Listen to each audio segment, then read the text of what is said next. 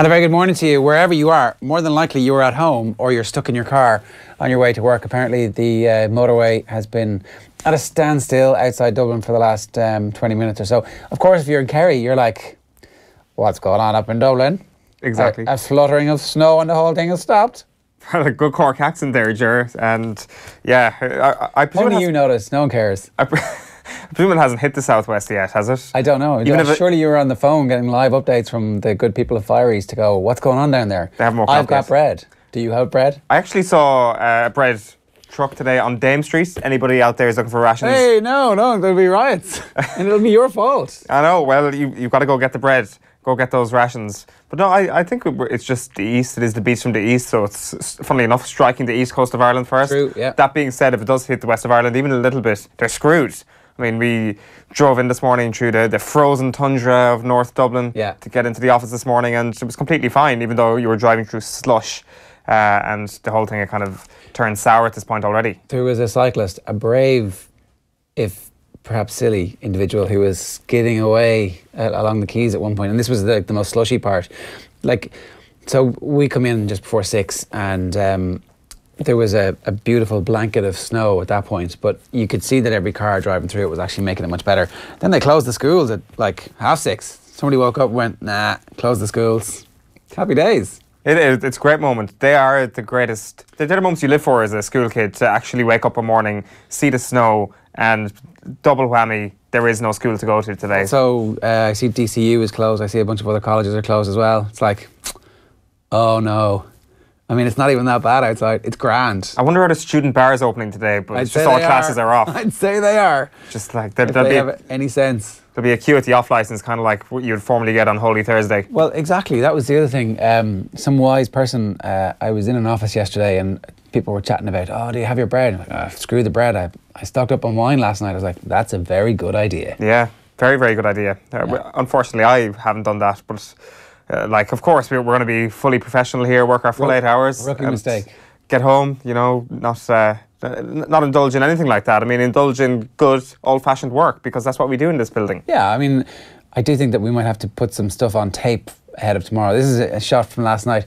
Some amazing stuff coming out of the Dundalk game last night. Dundalk won 8-0, by the way, and ignited their season. But that is the shot of Agard at the game last night. You can see that, I wonder, that's the heat from his head, obviously, in the middle, is keeping it from melting over. But there was also a tweet that went out. Yeah, there was. The tweet that went out, which just slipped my mind. Oh, yes, there was here is Mr. Kerr, Barry Kerr, I think, at the game last night. He tweeted this. At that 8-0 hammering for Dundalk last night against Limerick, which we don't have. We'll bring it to you in a second. It was very good. We don't want to spoil it just yet, mainly because I forgot the contents of the tweet. Okay, grand. But the reason I have the football out is obviously because it's a white ball and it's completely useless. Did they play with a white ball last night, or did they have a yellow ball even? Not sure actually. But all we're yearning for this week is for the good old orange ball of yesteryear that we would have seen back in the day. There's a great example. The orange ball that's used today is actually exactly the same, I think. So we're the Premier League to go ahead in snowy conditions. Oh, look at that. That's old school. That's West Ham with the Dagenham motors. But they haven't changed the design as far as I'm aware in all these years. Well, that's obviously a mitre. Yeah. But is the Premier League still mitre?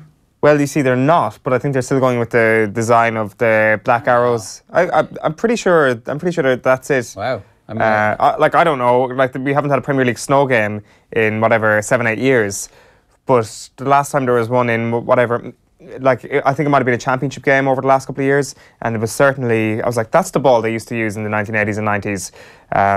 But it might not have been mitre. Maybe there's just no copyright on the design, or maybe it's kind of like road signage for basically dark conditions, that you have to have a certain design for health and safety, and maybe that's what footballs are. So there's a deep dive in this for sure. Yeah. There's a science to this. Yeah, we just haven't done it yet. No, we haven't. But we're shouting on about it as if we had. No, exactly. Pretend that, fake it till you make it sort of thing. There's that Barry Kerr tweet. Here we go. Here's Barry Kerr. Hashtag greatest league in the world for anybody who's listening. Read the tweet. Limerick fans reprimanded by the guards for throwing snowballs at the linesman, which is excellent stuff, to be quite honest. So you can. Lads, cut it out, will you? That poor man, he's doing a job, and him, look, sure, barely wearing a pair of shorts. Like, you know me, I hate verbal vitriol. I really do, especially when it's coming from the stands. But Snowball's completely fine. Completely fine. Snowball's, like, I hate people criticising Aidan O'Shea, but if it were to snow and the Mayo game is to go ahead this week, throw Snowballs at Aidan O'Shea, it's completely fine. So we don't know what the story is with the weekend's National Football League fixtures.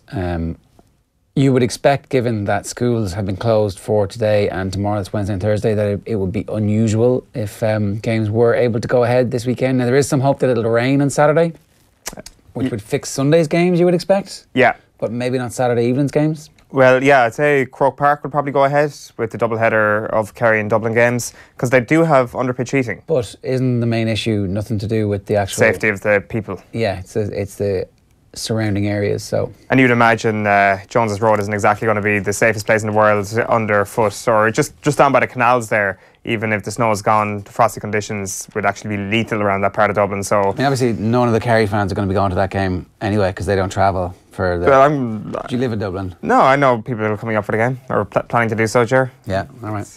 That's what we do. But by the way, we're very lucky. We may or may not have kind of predicted this situation this morning where nobody could get into this building, and we've may or may not have recorded a huge middle of the show slot on our boxing power rankings. Don't be telling people how the sausage is made there. Nobody needs to know the bits of gristle and fat that go into it. Except when Andy Lee pops into studio and we're all wearing different jumpers and stuff. No one's going to notice that, Owen. But basically, we do have our boxing power rankings coming a little bit later on. Yeah, and he's got a really interesting way of doing it. I don't want to give it away just yet, but there was a couple of people on the boxing power rankings where I'm like, who is this guy and who is that guy? Where have they been? Because you start looking at their YouTube highlights and you're like, wait a minute, these guys are absolutely amazing naturally, because Andy puts them into their top 10. So there's a couple of things to look out for there for sure. All right, here's what's coming up on the show. Snow games. The back pages will run you through what's going on. Main story really is that it looks like Gary Ringrose is going to be straight back into the Ireland team for the Six Nations game against Scotland at the Aviva in a couple of weeks. Frank Rainey's going to run us through what happened in Belfast yesterday in the Stuart Olding Paddy Jackson rape trial.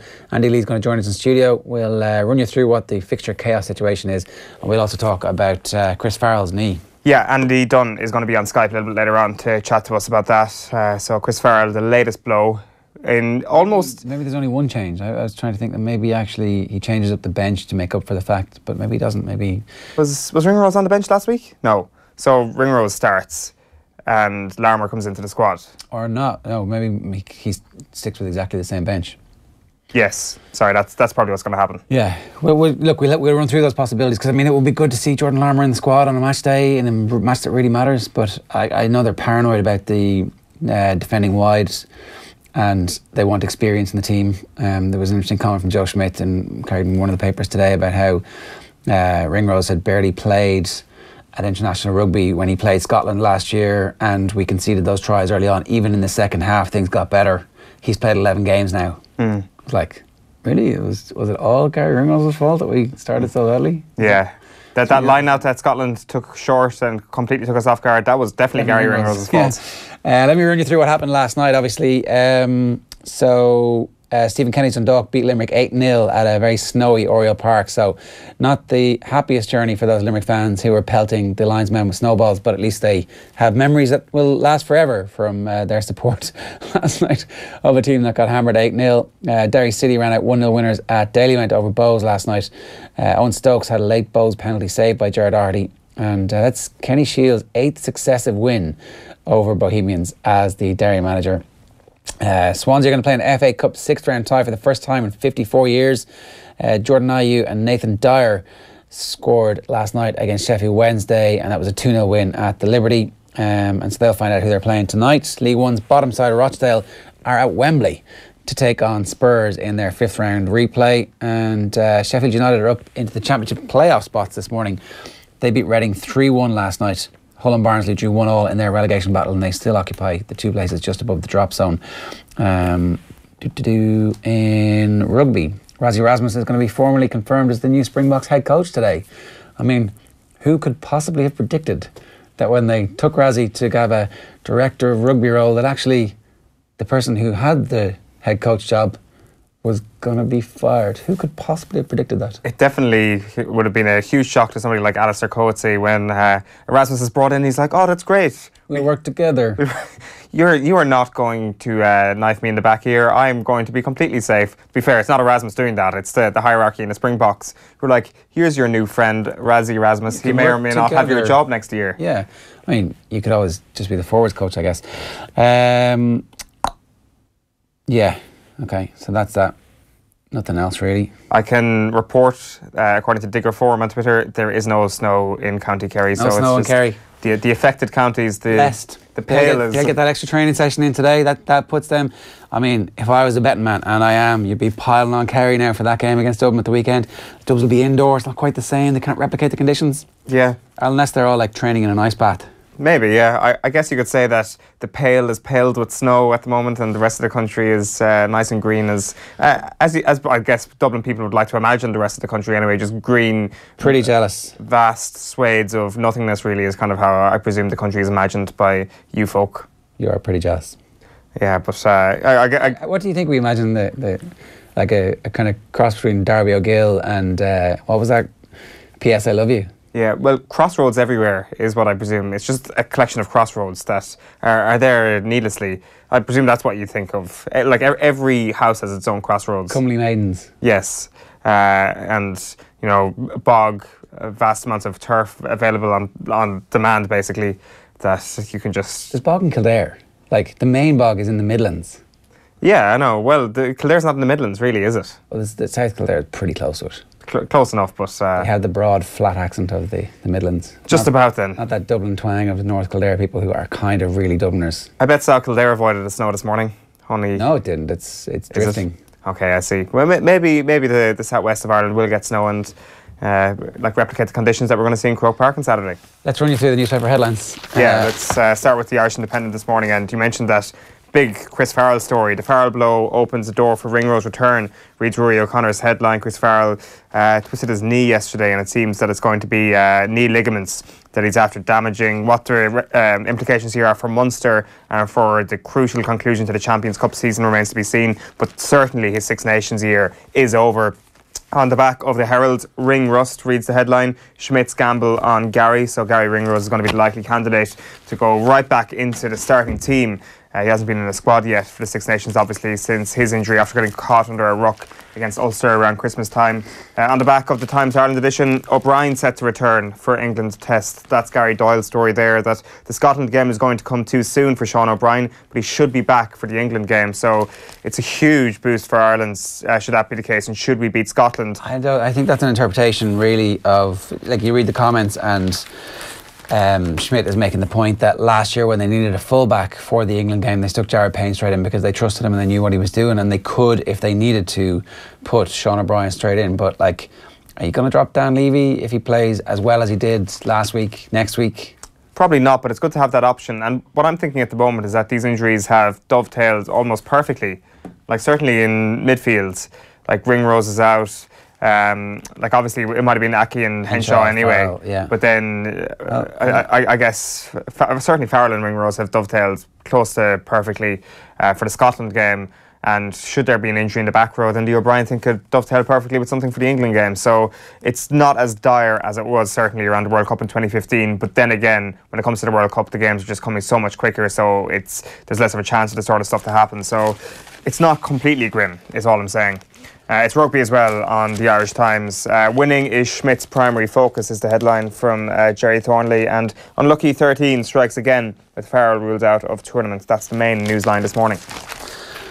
The Examiner front page this morning is all white on the night. This is the 8-0 demolition of Limerick by Dundalk last night in the mild snowy game. Obviously it will be a much better snow feature tonight if that happens. You can do it here. I mean, come on, lads. Come on. Mauricio Pochettino says that Harry Kane can win pots at Spurs. Pots. It's a thing. It's not, though. They just made that up. No, it's not. It's a thing. It's I remember speaking to an Irish footballer once who at the time was a bit of a tearaway. We were like saying at the time we worked with somebody and he called him a potless C. I was like, what does that mean? What does he mean? It's like footballers talk like this. You're potless, you've won nothing. You've got a blank trophy cabinet. You can win pots. It's it's crap, obviously, as English goes, but it's a thing. Don't call me Kim Jong-il. I mean, Neil Lennon claimed he is being viewed like North Korean dictator Kim Jong-il after he was hit with 2 SFA charges. I wonder, are the people who called him Kim Jong-il the same people who called trophies pots? I think he called himself. He compared himself to Kim Jong-il. Well, as you do, I suppose. Well, if you're going to make those comparisons yourself, there's kind of a beautiful level of ego about that, isn't there? Or just a little bit of, like, you know, not being quite connected to reality. There is that for sure, but I think if you're describing... World's most fearsome, evil, nuclear-toting dictator, manager of Aberdeen. I think what he's trying to say is that I'm an evil genius. Not even Aberdeen. Like, if you're describing oneself as an evil genius is kind of a mark of confidence in one's own characteristics, no? Like, if I describe myself as an evil genius, I'm like, yeah, that's... We'd laugh, though. Yeah, exactly. I'm not saying we're not laughing at this. I mean, it is quite amusing. He's won pots, though, so his genius is certainly kind of, I suppose, vindicated by what he's done in his career. I don't know what you're trying to read inside there. Is there more to the story? Yeah, so you guys use words like blistering attack. You treat me like Kim Jong-il, like I'm sitting with the button about to go like that on referees. I'm not. I sit here quietly and I give my opinion. And after I've sat and thought about it, I'm not stinging anybody. That sounds like a really crap Eminem verse. I'm giving my opinion on what I see, but it's sensationalised, and that's right. Oh yeah, okay, it's sensationalised. And he calls himself Kim Jong-il, and then they have a picture of him dressed as Kim Jong-il. What did he think was going to happen? Well, he's sitting there diagnosing exactly how this is going to be treated, and then they treat it exactly the way he thinks it's going to do it. Okay, just to clarify, they photoshopped Kim Jong-il disguise onto Neil Lennon's head. He's not like dressed up as Kim Jong-il himself. In the picture, they've photoshopped it. Yeah. I mean, I presume this is the lead and the Scottish son. Presumably, yeah. And, you know, fair play to them if they did that. I might have changed my tune on this. I think, actually, I'm enjoying the fact that he made the reference and now they're doing it. And who cares? Yeah, he's gone full circle on all of this. Yeah, that was quick.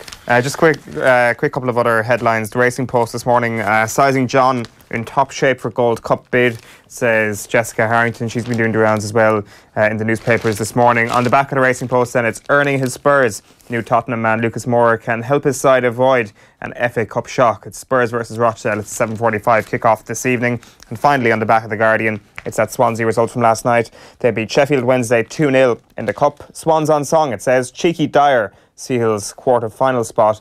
And the other story, which is Daniel Taylor again with more good work on the Barry Bennell case. Crew were advised by police to axe Bennell after complaints. The inquiry told club were warned about paedophile coach, but did nothing, writes Daniel Taylor. It's, as I said, he's done some excellent work on the story. It's just another grim element to a grim story. Italian FA chiefs announced Chelsea boss is their top target to take over and leave Bridge troubles behind. Conte's country retreat. So this is the Mirror, and then Broken Baggies leaves Sturridge for another month. This is Daniel Sturridge, who really, unfortunately, just was not built to be a professional footballer, despite the fact that he obviously was gifted with unbelievable talent. GAA's snow plan. The GAA is planning for any impact on fixtures that the Beast from the East may have. Full schedules in both national leagues are due to take place over the weekend. Any postponed football games will likely be pushed back a week to Sunday, the 11th of March, because there's no games that weekend. But there's no such wriggle room for hurling fixtures, which means that they might have to push back the National Hurling League final, and we could end up with some games in April, and obviously April was supposed to be clear for the club fixtures. Shock horror, nobody saw this coming. Crisis of life for Ace Ringrose. Sorry, Chris of life sorry. Brain dead. Chris of life for Ace Ringrose. It's grand, you know. I'm ignoring the big story here, though. I'm burying the lead. Big Sam on the brink. In fairness, Owen, you called this. I did. You were all over the Big Sam is going to be a flop. I made an outrageous claim last year that Sean Dyche is a better football manager than Sam Allardyce. Who would have thought that such a thing might have come true? I don't want to, sit on my high horse here, but that's exactly what I'm doing. I was right, you were wrong. That happens sometimes. Yeah, okay. Various people are tweeting us there. Sorry, I just ignored what you were saying there. Various people are tweeting us there. Top 10, pound for pound. Triple G, Taylor, Anthony Joshua, Billy Joe Saunders, Lomachenko are all featuring there at the moment. You can get yours into us at Off The Ball on Twitter, or at Off The Ball AM even better. Or of course you can leave comments on the YouTube stream, youtube.com/Off The Ball, or facebook.com/Off The Ball. Now, a warning that the next item we're about to do may not be suitable for sensitive ears. We're going back to Belfast to join Frank Graney, our courts correspondent, for the very latest from the Stuart Olding Paddy Jackson rape trial. Frank, good morning to you. Maybe just a quick recap on what exactly we were hearing yesterday, please. First things first, yesterday morning we lost a juror. So there was an unexpected day off on Monday because we heard that one of the male jurors had taken ill over the weekend and wasn't in a position to sit on Monday. And having considered a medical report yesterday morning, Judge Patricia Smith then told the remaining jurors that she had decided to discharge that particular juror. So the trial is continuing with 11 jurors. There was a lot of evidence heard yesterday. I suppose the trial has been dominated so far with the rape allegations and the evidence therein and allegations, and her evidence against Blaine McElroy or Stuart Olding and Paddy Jackson, who are both facing and deny that same rape charge. But yesterday we heard about police interviews that were conducted with the two other accused, their friends, Blaine McElroy from Royal Lodge Road in Belfast City, who was facing 1 count of exposure, and Rory Harrison from Mance Road, also in Belfast, who is facing and denies perverting the course of justice and withholding information.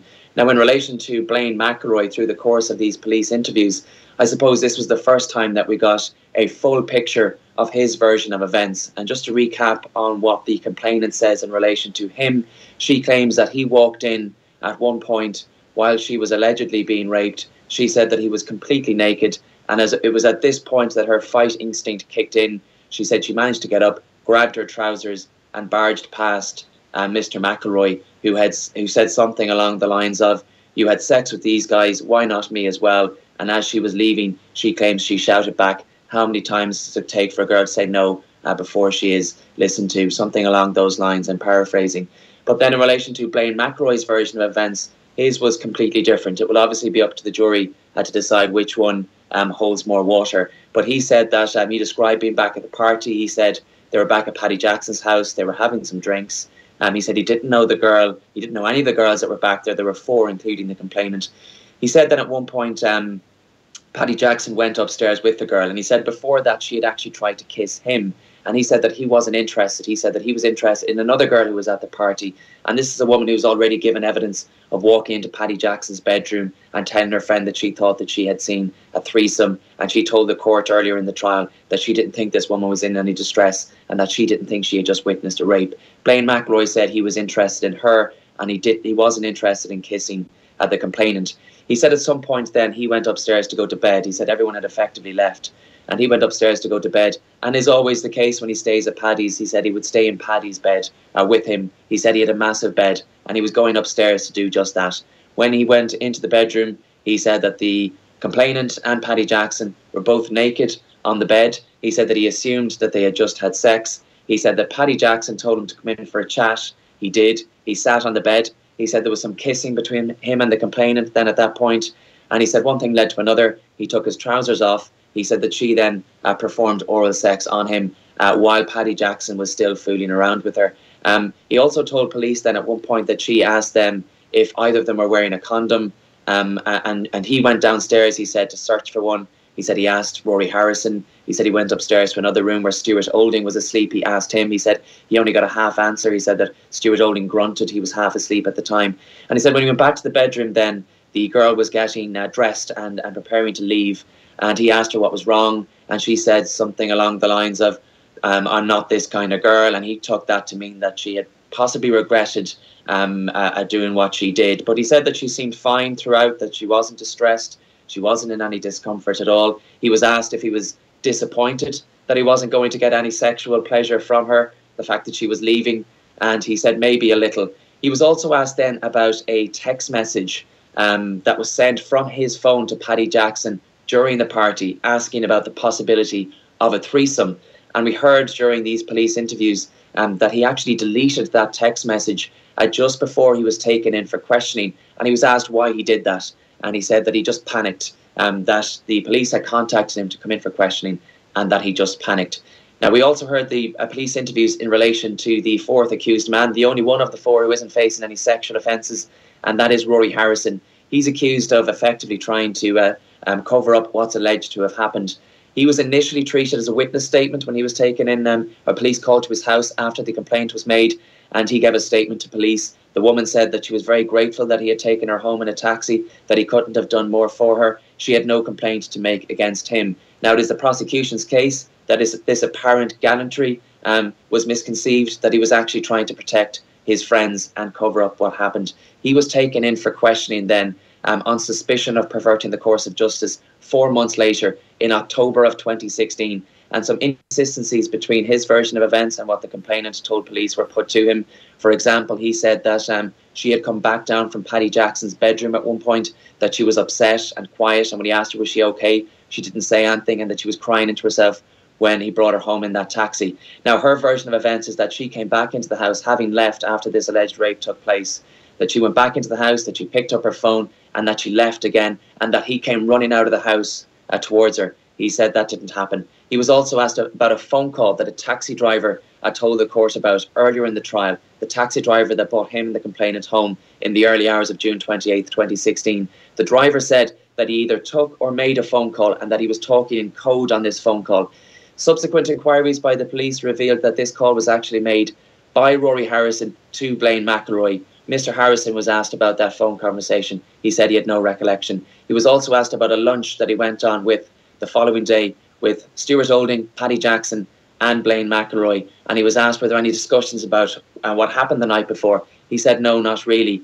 He was asked about a text message that she sent him just before he met his friends to say that what happened last night was not consensual. He was asked by the police, did he speak about that over that lunch? This was, remember, just an hour before he met his friends for lunch, and he said he had no recollection of it. The police said they found that hard to believe, and it was put to him that he was trying to cover up what happened. He was trying to protect his friends and their reputations, and that he was texting the girl, and that he followed her out of the house that night in an effort to discourage her from going to the police.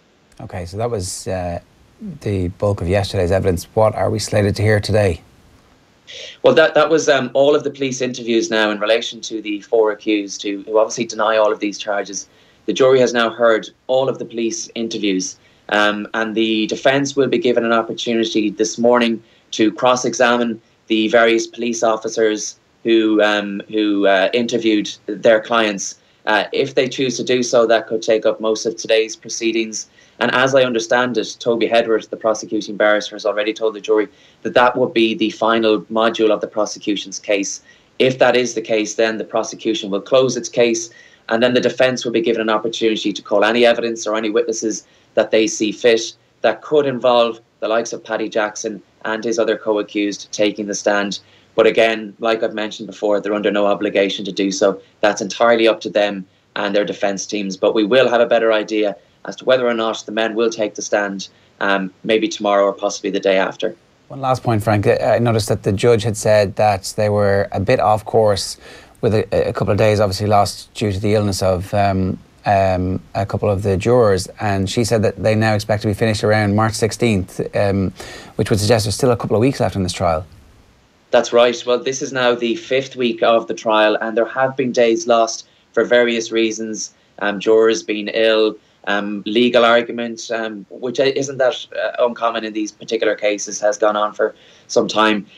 There have been delays, and the judge did tell the jurors last week that they were not now on target to finish after week 5, which would have been the end of this week as planned. But she did tell them that she was very hopeful of finishing by week ending March 16th. And that's important because a juror has already indicated and did at the outset that they are in difficulty after March 23rd, but she assured them that they will be done by then. All right, Frank Graney, great stuff. Thanks very much. We obviously will keep you up to date with any developments in the case from Belfast through Frank, and you can follow him on Twitter if you want the details of what's happening as the case unfolds every day as well. Now, let's move on to Rugby. Ireland are off to a flyer in the Six Nations. Obviously, our defence, though, has been showing some worrying signs. Joe Schmidt has been addressing those concerns. He's not worried.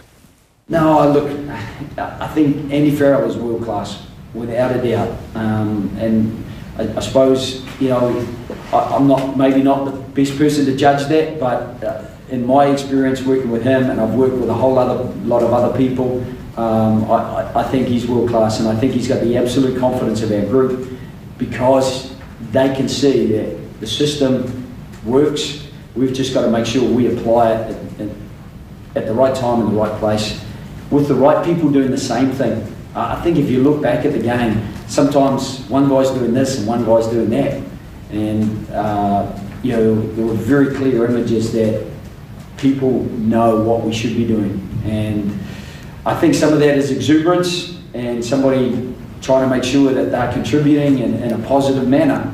But any enthusiasm has to be tempered with just intelligence on the pitch, because teams are too good. You don't fly out at Heavy Parks with Scott Williams and expect them to feel ruffled. They're going to say, welcome, I'm going to manipulate you now and make something of this for my team. And I think there's some learning experiences there. Do we have to learn quickly? Absolutely, because we can't afford to keep conceding 3 tries a game. And he's doing a great job, not just with the team, but with individuals, trying to get them to understand pictures so that they make good decisions. Yeah, that's really interesting stuff. Obviously, Schmidt is going to back Andy Farrell, but I have a feeling that wasn't just lip service, that actually there's been a meeting of minds between the two. Andy Dunn is with us. Andy, good morning to you. Morning, Ger. How concerned are you about the whole defensive issues? Joe Schmidt pointing out there that he's looked at the video, obviously, and found that there were individuals who were a bit remiss, who were, he put it down to exuberance, and he doesn't seem concerned about the fact that what has been diagnosed by analysts in the press as a regular feature. He's saying it's down to the individuals, and it's possible to buy that given how much change there's been.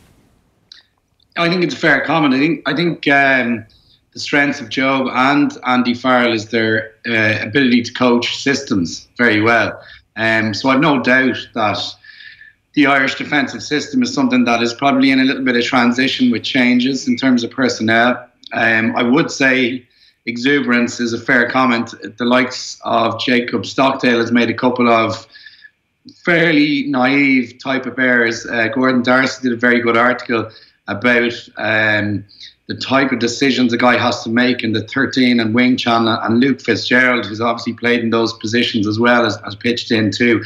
All very much in agreement with Joe and Andy Farrell that while it's definitely concerning we're conceding 3 tries a game, it's a systematic type of error allied to 1 or 2 naive kind of defensive errors from individuals. So I do think it's something that Andy in particular will be able to address. I do think he's got a lot of respect within the group in terms of his preparation and his background as well. So I do think it's very fixable.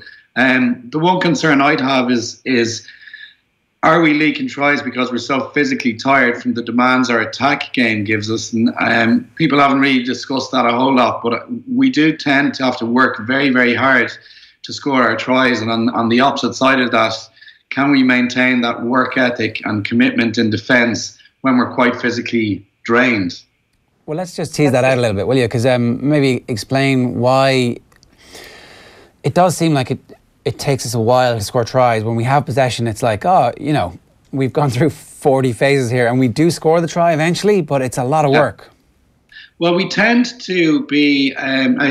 actually, the interesting side of what happened in the Welsh game was when Johnny Sexton missed his first 3 kicks, I think the shackles came off for him a little bit and he felt, I've got to try and make an impact in this game. His typical impact is, accuracy with the boot and tactical excellence and guiding the team around the field, often with less physical effort than he displayed on Saturday. I think the initial couple of kicks that he missed forced him to show his hand a bit more, and he ran the ball from deep. As a result, we looked like a better attacking side and we broke the game up. But typically, we tend to not attack from deep, and we launch our attacks probably 30, 40 metres from the opposition try line, which means there's less space on the field. It's more condensed with defenders, and your modern day choices, you got to run through them. It's very difficult to run around them where the space is in between them so close to the line, everything's condensed. So we tend to launch our attacks way further down the field in the opposition territory, and it's just very attritional stuff. I think Scotland and Wales certainly have displayed, and New Zealand do it very well. Argentina do it, from a stylistic point of view. They're teams that embrace attacking from deep in their own territory where there's more space. I think it's an area that we could invariably develop because I think we've got the personnel to do it. Yeah, that's very interesting, Andy. And do you think that there's a reason within that for why the likes of CJ Stander put in a much improved performance last Saturday? Because it seemed there wasn't really criticism around Stander for the first couple of games, but he wasn't reaching the heights of, say, 12 months ago. Do you think that it was just the lack of attrition around, I guess, those phases that we used to bring in terms of attacking in the first couple of weeks that allowed Stander to have a better game? I'd say kind of half of one, six dozen of the other. But like we've got a situation where we did break the game up attacking deep, but we also only really got our tries from the attritional stuff, the very typical style of our play. And I think CJ Stander contributed in both areas on Saturday. I think any ball carrying forward will welcome not constantly running into the opposition. By choice, they're going to do it, or rather they have to do it. But by choice, I'm sure more often than not, they'd like to run into space as opposed to people. It does take its toll on the body physically, and I think it does have a knock-on effect on our defensive work rate too when people are so physically tired. I think ultimately, from an attacking point of view, going towards the next World Cup, if we could embrace a bit more risk and attacking from deep, I think we'd be a far more dangerous side. Obviously, the news broke yesterday that Chris Farrell had jarred his knee, continued on with the training session, and then subsequently a scan revealed a bit of ligament damage. It's obviously not great for him. He clearly was going to get an opportunity to back up his man of the match performance and was going to keep Gary Ringrose at bay. It's great for Gary Ringrose to get straight back into the team, but I think we all wanted to see Chris Farrell show exactly what he could do over the next couple of games, because he's a very different player really from Ringrose. Yeah, it's horribly unfortunate. You got to feel for the guy. He's earned his stripes. He's had difficulty at provincial level. He's gone outside of Ireland in order to earn respect and get game time, which he did. He had a huge contribution to Grenoble Rugby for a couple of seasons, and now he's kind of forced his way into the Irish squad through regular availability and regular high-level performance. As soon as he gets his chance, he gets what seems like an innocuous type of injury in a kind of open to the public session. So it's terribly unfortunate for him. He is a different type of player, as you mentioned. He's very physical. He's 6'4". He's combative. He carries the ball very well. But I think his kind of unique selling point is that he's a really good distributor. And you can bring that into your attacking game twofold. He can be a target man. He can be the risk-averse, heavy ball carrier that Joe often tends to operate and like to use in midfield.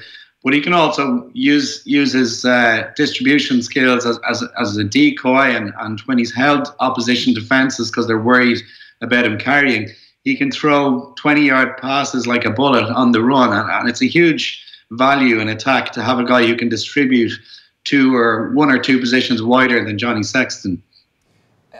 The defending from the 13 channel is obviously unbelievably important. We were at the Roadshow on last Friday night, and Brian O'Driscoll stood up to demonstrate how the 13 sets the edge, basically, and how you need to just be brave and back yourself to be able to use your pace to get back and defend if somebody skins you, but that actually by wandering out into the wider channels, everybody else looks up and goes, oh, there's a bit of a gap here and I need to push across. So that's kind of, obviously you tell them that too, and apparently Chris Farrell is very good at shouting at people. So a huge impetus on Ringrose for the Scotland game, and we were talking about this a little bit earlier on. Joe Schmidt did say that he was very inexperienced when he played Scotland the last time, and they got off to that flying start with those early tries, almost like, well, he's a much more experienced, more seasoned with his 11 caps now than he was then, so it's not going to happen again. Yeah, I think it's a pretty steep learning environment for these guys, and particularly when the attention to detail is as exacting as the likes of Joe demands, and those infamous video sessions at this stage. I think guys are unlikely to make repeat errors. If they do, they're unlikely to be hanging around on the squad for too long. So I think there's a kind of a high level awareness about fixing mistakes. I don't think Gary Ringrose is the type of guy who'll be in any way phased going into the Scotland game. He's got huge ability. What he doesn't bring in terms of 6'4" Farrell kind of physicality, he makes up for it in terms of he's hugely courageous. He's a very good defender. I mean that as a tackler as well as a system defender, which you were alluding to earlier in terms of his positional sense, his ability to link in with wingers outside him, fullbacks, and his inside 12 and 10. He's got that part of his game, and he's also got incredibly good footwork and evasion skills. So he's really got the whole package. He's just had is there any non-unfortunate injury timings? Like, his was pretty unfortunate too. But I actually think he's the right call and will slot in fairly seamlessly back in against Scotland. And I think his 11 caps won't be an issue in terms of misreads or inexperience. I think the guy's got a lot of ability. In a way, Scotland's performance actually helps Ireland to make sure that the Grand Slam talk doesn't become overwhelming, because they performed so brilliantly against England and they did the things against England that they did against Ireland, that there should be enough of a muscle memory from the group and from the management that goes, okay, this isn't going to happen again. We absolutely can't let them skin us in the outside challenge the way they have done in the past. Yeah, I covered the game last year for News Talk over in Edinburgh, and there was a real sense of shock there up in the gantry among the media about how we were dismantled in the first 25 minutes. Finn Russell, who's blown hot and cold this year in the Six Nations, took the ball to the line at pace and had these whip passes 20, 25 yards on the run, which are incredibly hard to defend, and we got caught very narrow in wide channels. We were very condensed. The defenders were standing very close together, and they got around us outside that 13 channel. The difficulty with going into Scotland again is the style that Gregor Townsend coaches is a bit like I mentioned earlier. I think an area, if we could go halfway to meet what they do, we'd be a really, really dangerous side on top of what we already are. But the Gregor Townsend style encourages players to offload and embraces risk deep within their own territory. After that, it's very non-prescriptive, so you don't know what Scotland are going to do. Yeah. That's the danger. We can't really prepare for them, other than we know there's going to be an attacking or attack-minded onslaught coming our way. But from where it comes is very difficult to predict, as they don't really know either. They're just backing their skill set. They're backing their capacity to offload out of the tackle, and then the game becomes very broken.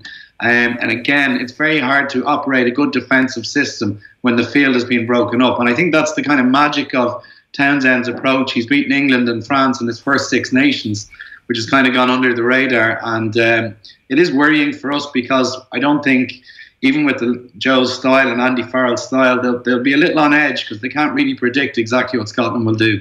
Yeah, there was definitely a sense around England in the middle of that match that they didn't quite know what was going on, that they were a little bit taken aback despite the things that you've pointed out there. And it is exactly that they kind of play off the cuff to a certain extent. And I wonder, like, from what you've seen over the years in the Joe Schmidt era, is he better when he knows exactly what's in front of him and he's a meticulous planner, or is he very good on the fly? Does he change things a lot at half-time in an accurate manner and respond quite a lot to what the team are doing? Because that would certainly be a very, very good thing to have in your locker going into the Scotland game.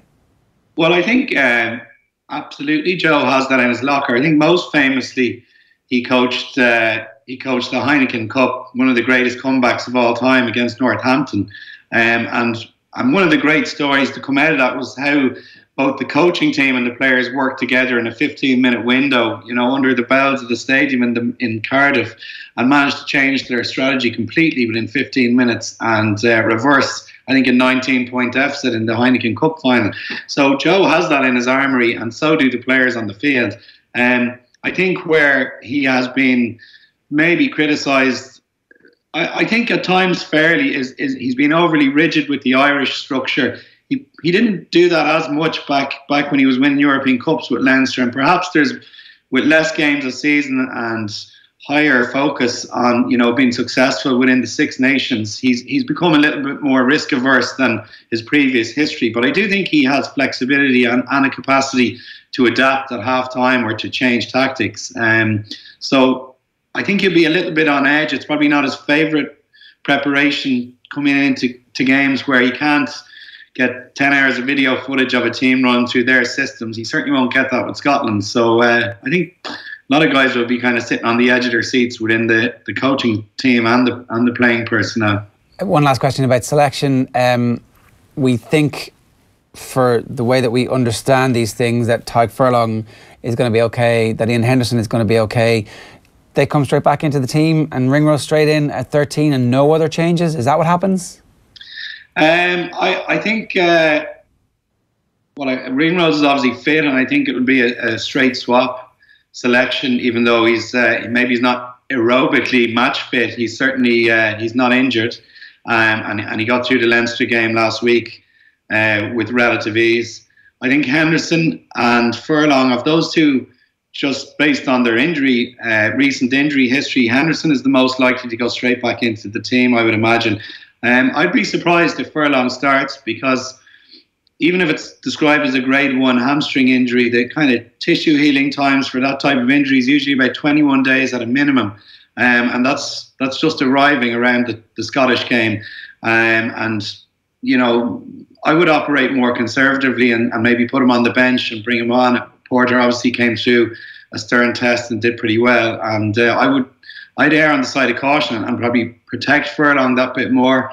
Obviously, it's not my call, but just, I suppose, as a physiotherapist, even a club player who's getting regular physio, tissue healing times are what they are. You can't cheat Mother Nature. So you've got a hamstring grade 1 tear. I'd be amazed if he comes straight back into the starting line. Okay, that makes sense. And who drops out from the second row? I mean, do you just say James Ryan is now first choice? The 2 performances so far have been absolutely sensational. Get him out there, or do you think you need Devin Toner? I think what we've done is unearthed a bit of a gem in James Ryan, and much like I think down the line the same will happen with Jordan Larmour. He's been protected a bit. I wouldn't be surprised if James Ryan gets a rest, later on in the championship, such as the Scottish game, maybe with one eye on the England game and a big impact there.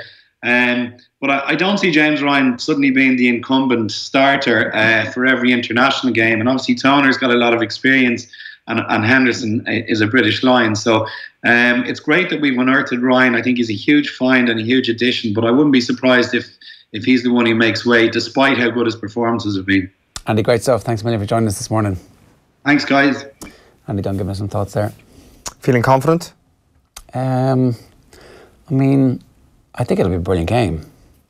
Like, Scotland have been brilliant to watch every time they've played, and they've scored tries, and, well, obviously with the exception of the Wales game, but they've been involved in really exciting end-to-end matches, and we're a bit better than England in those games, I think, at the moment. Yeah. You have enough players on the field you can go, this isn't really working. We're continuing to do the same stuff. We need to change a bit. Yeah, well, we have the best player in that regard in Johnny Sexton. We have the best game manager in the competition. And Conor Murray too, to be able to spot stuff. So. Exactly. I wonder, is there an element that Joe Schmidt could perhaps study the Scotland-Wales game more than he studies the tape of Scotland-England? Just, it seems that it was a bit of a fluke that Wales kind of got at Scotland, and everything they did was so perfectly anti what Scotland's strengths are. Yeah, I mean, those floated passes that result in the tries in the England game, if one of those gets intercepted, everybody says, oh, this guy's having a crap game. But that's the matter of inches that dictates whether or not you've had a good game or a bad game, or the perception of that. So one more bit of rugby before we get to Andy Lee's power rankings. The first ever Andy Lee pound for pound off the ball power rankings are coming your way in about 5 minutes time. But first, Martin Williams was in the green chair at our recent off the ball Heineken Rugby Club Roadshow, and he put Woody and Brian on the spot. But I do believe we've someone else sitting in the green chair right now. You're here, Martin Williams, to tell us about the dark arts of the number 7. Oh, I thought I was telling stories on Woody and Drickle. Exactly. You've been on the receiving end of some of the dark arts from those two. I have. When I was contacted earlier in the week by the producer to ask any stories on Drico and Woody, it's always one of them. I was very careful. I'm coming to Dublin. I don't want to dish the dirt on Irish royalty. I might not get out here alive. But I just immediately, two things came to mind. Very, very similar situations, actually. My first is from a game against Ireland, 1999, up in Wembley, of all places, because they were building the Millennium Stadium. Remember being 5 minutes into the game, first ruck. I'm lying at the bottom of the ruck. Keith Wood, the legendary Keith Wood, who I looked up to all my career, stood over the top of me, and I'm thinking, he's looking down at me in the eye, thinking he's going to help me up here. No. Size 12 boot, right on the shin, 12 stitches. So that was my welcome to Mr. Wood. Whoa. And a very similar scenario a few years later, must have been 7 or 8 years later, from a Mr. O'Driscoll, who we sat up there as if butter wouldn't melt in his mouth. Believe me, I remember it was a Leinster-Cardiff Blues game where Brian had travelled over to Cardiff, one of his rare occasions in a Pro 14 game, that he came over to join us. And very similar situation again. I'm at the ruck. I've actually got my hand on the ball.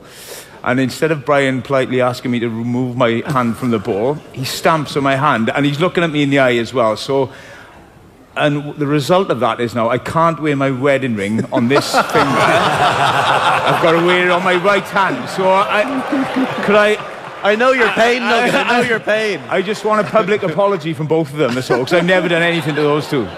You'll be waiting the rest of your bloody life. I can tell you that.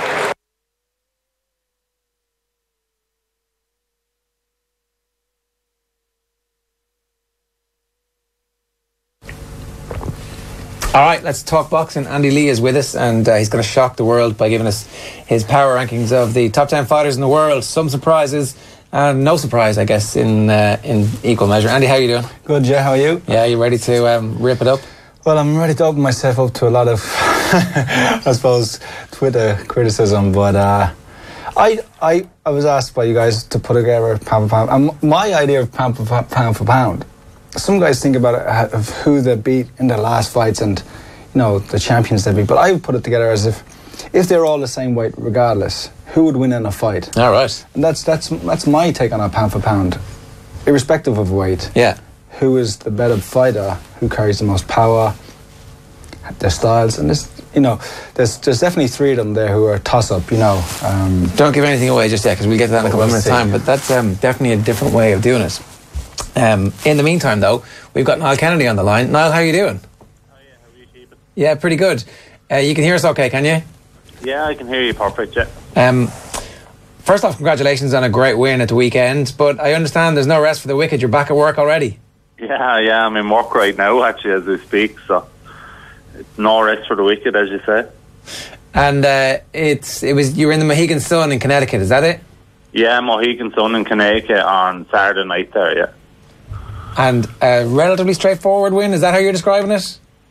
Yeah, it went well. Like, I caught him with a big right hand over around the back of the ear in the first round, so he put his hands up. He had a good defence. He kept his hands very high, so I decided to go to the body then, and it worked out well, thank God. I watched the fight now. Well done.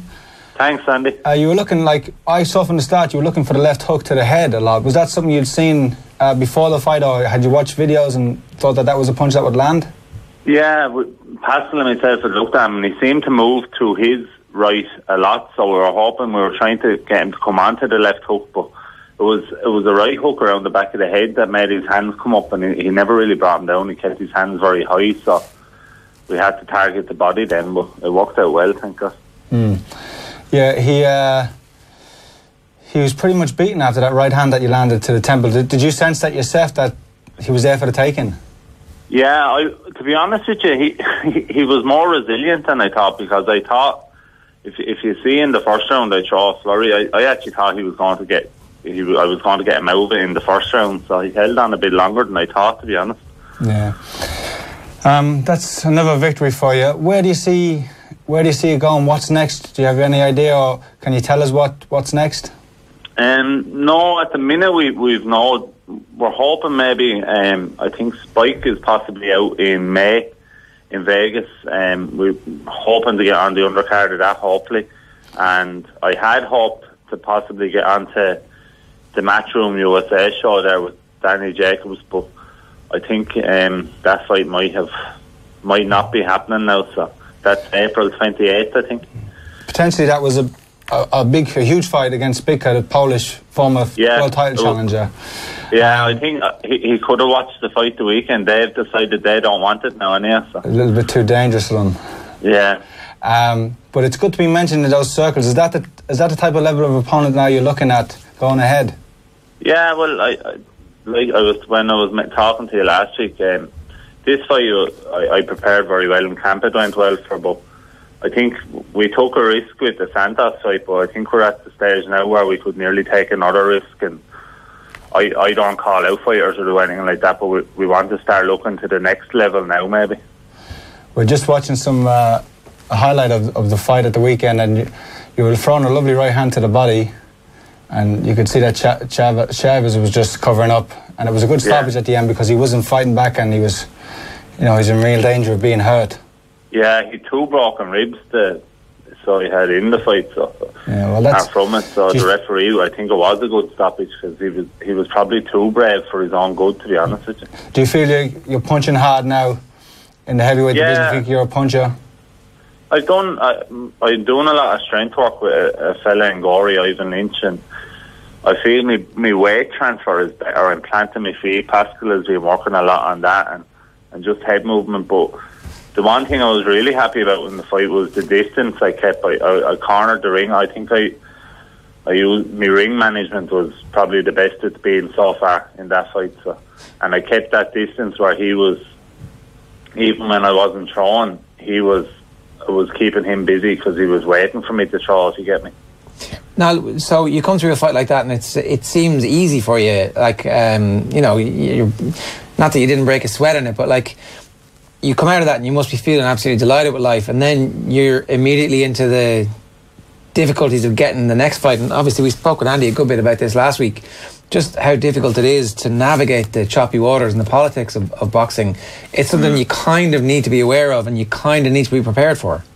Yeah, it is. And it's, as Andy would tell you, sometimes when you come off a fight and you have no date in your head, it's hard. Like, it's hard to train and it's hard to motivate yourself when you haven't a clue what's coming, really. But I just have to believe in my team. Pascal is doing a good job with me at the minute, and I just keep the head down, keep working hard, and hopefully, even though that fight turned out to be a lot easier than we'd hoped, I think it was probably my best performance so far. So I'm just going to have to keep working hard and keep the head down and keep practicing. And does that change your ambitions then when you kind of see the level of progress you make as quickly as you make it? You were telling Andy in the documentary during the week about like getting in sparring with Anthony Joshua. Was this moment where you realised, actually, you know what, the difference here, I understand what the difference is, but I can begin to think about closing that gap. A victory like this, you see the work, the strength and conditioning work, the power work that actually begins to pay off for you. So do you begin to think, oh, you know what, maybe I could actually, if things fall for me, start dreaming a little bit bigger even than I have been in the past? Yeah, it is. I think I keep the head on the feet on the ground and one step at a time, but I definitely believe I can go a lot further than I did at the start. Like I said to Andy, my dream at the start was to win my pro debut, and when I won that I said, Jesus, if we go 5 unbeaten it'd be brilliant. And then I went 5 unbeaten. I said it'd be lovely to win a belt, and then winning a couple of the regional belts out there has been great. But now I firmly believe that I could break into the top 20 in the world, and hopefully maybe inspire a couple of young lads in Gorey to get back into boxing and stuff like that. So. Yeah, the commentators at the weekend, Niall, were talking about your style of boxing and how you've got a lot more aggressive in the last couple of fights. Is that a tactical thing, or is that a result of just having a lot more confidence? It's both. I think Pascal and myself have been working very hard on the way I boxed at the weekend. That trying to stay in the pocket without being in range for him to catch you. But I'm definitely confident as well. I'm probably believing a little bit more in my ability, as Andy will tell you, that all comes from training. Like, training has been really good. So Oh, great stuff. Congratulations, and we'll let you get back to work. Thanks a million. Perfect, no problem. Thanks for the call, lads. God bless you. It's 11-0, Niall Kennedy there talking to us. It's funny, he talks about being in the pocket. When we were talking to Eric Donovan before his second last fight, he was talking about how he needs to stay in the pocket a bit more. Just explain that whole concept to us, will you? It's definitely more of a pro thing to do than an amateur thing, hence Eric, having to adjust and learn that kind of skill. It's where you're most vulnerable, but it's also where you're most dangerous, because you're close range, your opponent's trying to hit you, but if you can land a punch on your opponent when he's throwing a punch, it kind of has double the impact, and it can be devastating. And a lot of times you see a knockout, it's when a guy's throwing a punch and the other guy's staying in the pocket and making him pay. So it's definitely a skill, but it's very dangerous and high risk. Were you a pocket fighter? Not for the early part of my career. At times I was, but at times towards the end I was, yeah. And when you're practicing that, are you getting clipped a lot in training? And it's something that you would practice more on the pads, throwing a punch and taking your head out at the same time or after, and rolling after punches. It's a technical skill. Like if we turn to my top 10, the two guys in the top 10 the top two really are pocket fighters. They stay there in the pocket. This is my top 10, and as I said earlier, it's I've comprised it irregardless of weight and who they've beaten. But all the guys on the list are world champions and great fighters in their own right. But if they're all at one weight, how would they match out and who would win? That's controversial, because that's not really how the pound for pound works in most, is it? For me, pound for pound. So for pound, who wins? That's why I judge it. So it's totally subjective. I'm open to be ridiculed. I just want to warn you that Owen once did the FIFA team and left out Leo Messi, and his mentions exploded. So you might be in for a couple of days of Twitter hell. I don't think it's going to be that controversial. I didn't leave out Leo Messi. It was a draft. Anyway, I'm not still hung up about it. So anyway. We should start at 10. Ryan Burnett squeaks in there. They're definitely going to get a bit of... No, Burnett deserves his spot there. Last year he beat two champions in his division. He became champion and defended his belt against another champion and beat both guys convincingly in two real grueling fights. And he's a very hungry young fighter, and I know how good he is. So for me, he deserves his spot in the top 10 pound for pound. That's... there you go. That's how far we go back. So that's how well I know him. That's pretty amazing, isn't it? Yeah, it's a great photo. At the Belfast Cronk. Is that still there? It's still there. Yeah, right. It's still going. They still have some champions. They have a very good fighter called Tennyson, who's a lightweight professional champion. He's a pretty good fighter. It's interesting when you look into his weight division and how BoxRec rank him in that division, that they put him as 4th in the world at this point. How, clearly you believe that he's just as good as anybody up there. Lewis Neri, I think, is the #1 fighter in that division according to BoxRec. Can he get to that level? Can he beat him? I think he can. He's still very young. It's just a matter of time. He's kind of almost come too soon, not for his own good, but I think he's got this defense now. He's fighting a Puerto Rican undefeated fighter who's 17-0, and that's a good step for him. It's a young fighter as well, so it'll be a good gauge for him. And once he gains experience, a little bit more experience at this level, it's hard to say that because he's a double world champion, but I think he's ready to beat anyone. I've said it before, he's the hardest working boxer I've ever trained besides throughout my career, and he's obsessional about his preparation and his mental preparation, and for me he deserves, interestingly, #9, Ger and Eoin, pronounce that yourself, he's also in the bantamweight division, and a lot of people would have him maybe higher in the list. He's a very good fighter and usually wins by KO. I think he's won most of his fights by knockout, so he's really he's a sensational fighter out of Japan. Mm-hmm. And he's only recently, I think, moved into the US market, or I think it's only once he's fought in the US. I think his last fight was actually in Japan. So is there kind of an element that he's an unbelievable hero back home and has yet to break the US market? That's certainly how it seems to me. But he's beaten he's beaten all of his challenges convincingly, and at world level. One thing that's interesting about my pound for pound, and most of people's pound for pound list, I did have a look at some of the others, the Ring and ESPN's, and you can see that it's a global sport now. Traditionally it would be dominated by America, and especially in the 90s, the 80s, and probably forever. But now you might have one or two from outside. Yeah. But now it's a global sport. You have Mexico, Kazakhstan, Ukraine, Japan, Ireland. So we're in there, and boxing truly is it's a global sport. So it doesn't really matter where you're from. If you're good enough, you will get opportunities. And there used to be a sense that one of the biggest achievements of Wayne McCullough's career was to go to Japan and win a fight there against the reigning Japanese champion, because this being boxing, there was always an assumption that no matter what you do, the Japanese guy is going to get the decision in Japan. But that seems to, not saying it's been fixed. I wouldn't go that far either. But at least now there's a sense that there's Well, the thing is, the level of exposure now for these fights is huge, and they're seen globally. It's not just you'd see a fight that would be only televised locally, and you'd only hear about it in early hours of the morning. You'd read about it the next day. So you can actually watch the footage. You can watch it, and usually, if there is a controversial decision, there's usually a rematch made immediately. Yeah.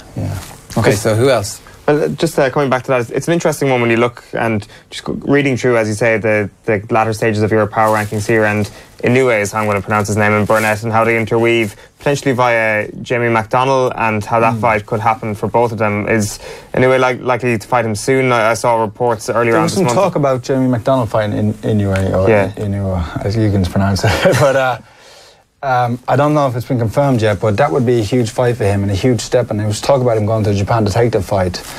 I don't want to speak out of school, but I know the fight was offered to Burnett and to McDonnell to fight each other, but it just never happened. Okay. For whatever reason. They would be good friends. They would have sparred together a lot.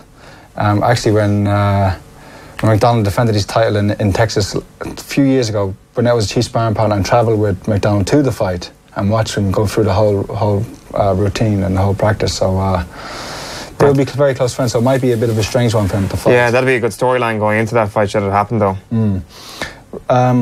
We'll see. We'll see what happens. It seems like they're on different trajectories throughout their careers. So Mikey Garcia at number 8. Well, these ones are time costs, and you could put them in any 8, 7, 6. Thurman, Spence, and Garcia. They're all very good boxers, and it's a matter of who you pick, who you favour. Your preference. Garcia, I remember I fought in Las Vegas. It would have been my third or fourth fight. And we were in the dressing room, and there was this kid, and he was telling us he was a police officer. Right. And this was just, boxing is something that he likes to do. His uncle was a famous boxer, Robert Garcia, was an IBF champion. And look up, 2 or 3 years later, he's still winning, and now he's in the top 10 pound for pound list, and he's a serious fighter, Garcia. And but sitting in the dressing room back then, you would have no idea he would go on to do what he's done, So he's a super lightweight, 37-0. That's an unbelievable record he has. Yeah, and a real solid fighter. The three of those guys, Spence, Thurman, and Garcia, they all do the fundamentals really, really well. They're not sensational in terms of they do spectacular knockouts. Well, they do have some spectacular knockouts, Thurman and Garcia particularly. But they're very, very sound fundamentally, and to just do everything correct at the right time. Crawford is a real throwback fighter. He's like a fighter you'd see in the 80s. I think he would be competing with the likes of Ray Leonard and Duran. But back in those days, that's how good he is. So he's a real throwback and one to watch. He's going up against Jeff Horn in April. Horn obviously had that win against Pacquiao last year, so maybe one could say Pacquiao is well past his best at this point, and that Horn win isn't actually that big. But at the same time, a win over Jeff Horn is a win over Jeff Horn. And he beat Gary Corcoran in his last fight. He's a Galway. He's a guy he's London-based, but he has Galway family. He's got good ties to Galway, Gary Corcoran, and he beat him convincingly, and he showed a lot more, not just to be a brawler in that fight. Horn showed that he can box. So why have you got him at 5? And he's a little bit ahead of the lads at 6, 7, and 8. I think I just like his style. Like I said, it's a preference. Thurman is a great puncher, great boxer, a lot of science to his work. People might just dismiss him as a puncher, but he showed, and he beat Danny Garcia in his last fight. He showed they can really box at the highest level and execute a game plan. It kind of feels wrong to get excited for 2019 already, considering we've just started the year with Thurman and Spence potentially next year, is what they're saying. That could be a kind of a tiebreaker almost in the second half of your top 10 there, really. People want to see it now, but I think Thurman has an injury. and he might need a comeback fight after a long layoff. Yeah, an elbow, I think, was it? Yeah, then fights Spence. But either of those guys, you could place them even higher, you know. Sure. Yeah. So. Okay, so let's get to the top 4 here. It's the Thai fighter at number 4. Let's see the way you can pronounce that one. Cicerat, I say. Yeah. So what is it about this guy? He's super flyweight. So he's a super flyweight. He's beat Roman Gonzalez twice, who would have been in maybe 1 or 2 in the pound-for-pound rankings last year. Yeah. A fight which I fought on the undercard of, and a very lovely man, very humble guy. Came from poverty in Thailand. I think he was eating out of the trash can. That's the story that goes around about him, and he's worked his way up through the ranks, got the opportunity against Gonzalez, which he would have been an underdog, but he went in there and he absolutely, well, the fight was very close. The first fight, I thought the first fight was very close, could have went either way. I felt Gonzalez was hard done by a little bit, him being the champion of such high caliber and held in such regard. But then the rematch, he totally destroyed Gonzalez and really cemented his place. He won a fight at the weekend, which they have this series of, they call Superfly, which is their weight division. And they've become quite a feature now on HBO. You know, traditionally you wouldn't have had lightweight fighters of lighter weights fighting in main event fights, but now they have, because, like I said, the skill level, the entertainment, and the excitement. So they go at it. Yeah, and one thing about him, he definitely hasn't forgot his past, because he's so hungry when he fights. There's just a steely determination about him, and he kind of, there doesn't seem to be any stopping him. So he's actually not that old, I suppose, for fighters anymore, but he's 31 and has 50 fights. It's a lot of miles on the clock. Yeah. A lot of those fights would have been in Thailand. So, but it seems to be the way in those lighter weight divisions that it's only later on in your career that you get the recognition, you know, and it's and especially in Thailand, there would have been a lot of fighters at that weight, so he would have been able to, whereas Burnett's only got coming up to 20-something fights. Yeah, 25, I think. So 18 wins and no losses. He's coming up to 20 fights. So this side of the world, in Western Europe and in America, there wouldn't be a lot of competition. But in Thailand and Asia, they can build big records like that. Yeah, I just can't get over how prolific he is. 18 times since his last defeat, which was in 2014. To fight 18 times and be one of the best in the world in whatever 4 years is some record, isn't it? So the top 3, Canelo, Triple G and Lomachenko. Lomachenko's number 1. Lomachenko's kind of the consensus number 1. Yeah, you could argue him and Golovkin either or, you know. But he's certainly, for me, in my standards, as I said, pound for pound, irregardless of weight, he's a special boxer. I think he's a once-in-a-generation type of fighter. You can go back to Roy Jones, Sugar Ray Leonard, Muhammad Ali and Sugar Ray Robinson. That type of skill, he's just genetically so gifted. He has the schooling of, his father is coach. He has that Ukrainian amateur school. He's such a dedicated guy. And you look on social, just look him up on social media, you see him doing all sorts of crazy things, like playing a game of tennis with himself, where he'll hit the ball over the net, run round the far side of the net, hit the ball back to himself, sprint round the far, and get a bit of a volley or a bit of a rally going. So, he's a sensational athlete, and he's number 1 for me. Golovkin and Canelo could be either way. We'll find out. They're fighting in May again, May the 5th in Las Vegas, I think, and we'll see. That will determine who is the number 2. Possibly go ahead to number 1. Triple G this time 3 years ago would have been number 1 for everybody. Yeah, you would have had Andre Ward still fighting. It would have been a toss-up between them. They talked about fighting at one stage, but it never happened.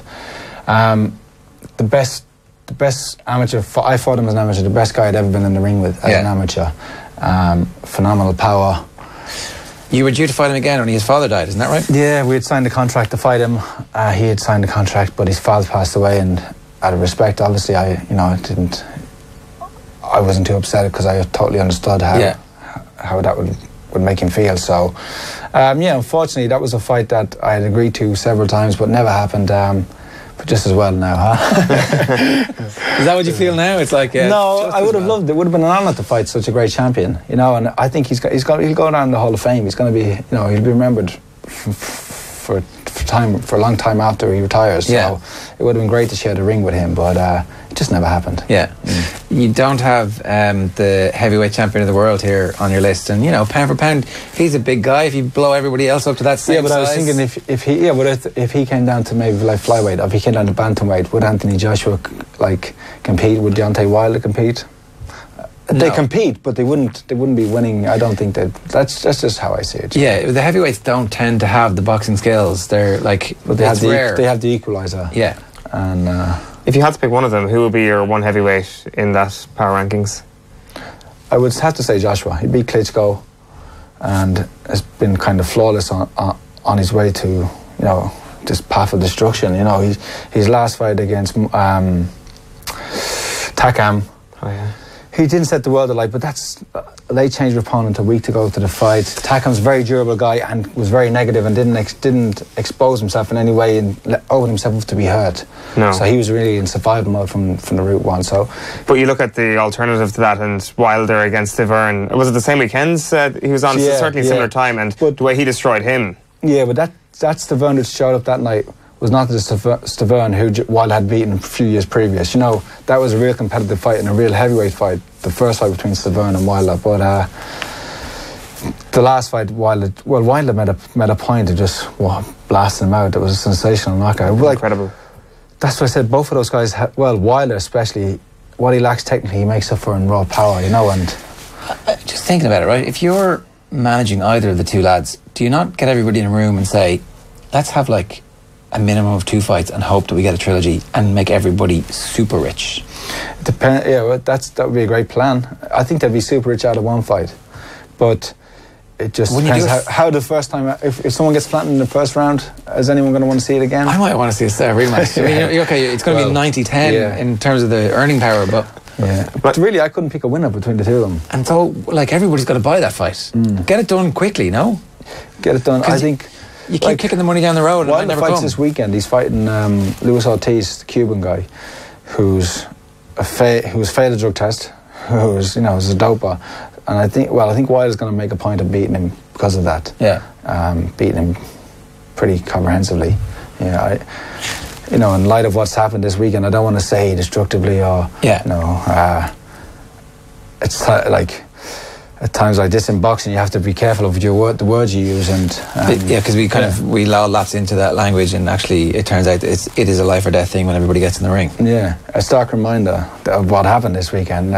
Scott Westgard, a young, 31-year-old fighter, wouldn't have been heralded. He wouldn't have been on the huge circuit of high-profile fights. Just a guy who was doing what he loved, it seemed, and paid the ultimate price. It's hard to put words. You see people tweeting "rest in peace" and thoughts with the family, but that doesn't do it right. That doesn't do it justice. It's guy's lost his life, and no sport should cost that much. Everyone knows you enter the ring, you know the risks. That's the ultimate risk. But it's just a terrible, terrible situation. Yeah, and we as supporters who have never been in the ring completely take that for granted. You go and you hoop and holler and you urge people on, but we don't really know the risks, and we don't ever limit them. I'm in the ring, I'm in the crowd, and I'm baying for blood myself. I don't want to see a fight end in points. For me, I always want to see a fight end in knockout. That's why I go to watch fights. But you have to at times like this, you have to be reminded. And he won the fight. It wasn't like a fight. He got knocked down in the last round, apparently. He fought a fight against Dick Spellman. He dropped Spellman halfway through the fight. They were fighting, and towards the end of the last round, 10-round fight, he was hurt, put down, kind of bumbled through the ropes, and recovered and the bell went. Some say he was saved by the bell. I haven't seen the fight. I refuse to. I don't want to watch that fight. He came out, was conducting an interview. Some people said he didn't seem right at the interview, went back to the dressing room, and apparently the paramedics who were there on hand were very quick to react. He was rushed to hospital. He had a surgery. I think he had a blood clot scraped off the surface of his brain. And then he was fighting for 2 days, 2 nights, and that was Saturday night, the fight, and he passed away in the early hours of Monday morning. So Farrell, I don't know. Like, what do you say? How do you say it? It's like no sport, playing or competing in any sport shouldn't cost you your life. You know, it shouldn't. But these are things you accept when you step into the ring. These are the risks you know that are involved. How conscious of that are you though when you're actually fighting? Like, you would have? You never think about it. And even so, say you were still fighting now. This new story, would you have blanked it? Would you have like not read the stuff? Would you have not found out those details? If I was fighting, if I was fighting like I was a few years ago, really in the guts of my career, I wouldn't have looked at it. I wouldn't have read too much details. You would have been tweeting RIP. I wouldn't have been tweeting anything. I wouldn't tweet about anyone's death anyway, you know, really. I don't know, he's the third British boxer to die after a fight since 2013, so...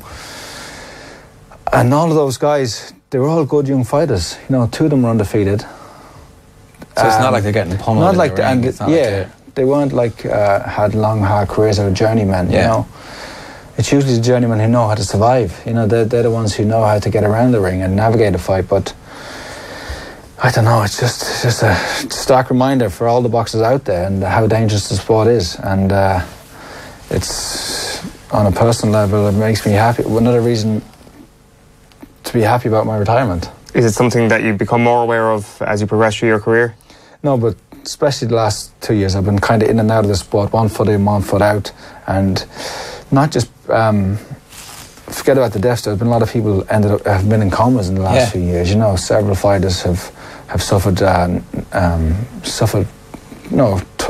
and are still dealing with it right now. You know, recently Irish Goodland just came out of a coma. He'd lost a fight to Callum Smith, so that was only like late last year. So it's happening all the time, and I don't know what can be done. I don't know. I think, like, I don't know what can be done. Do you take it? Can you make it more safer?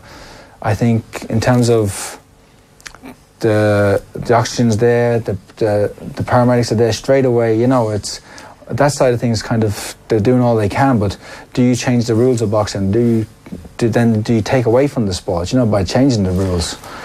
It's the only thing. Like, it's no defense, but he died doing what he loved.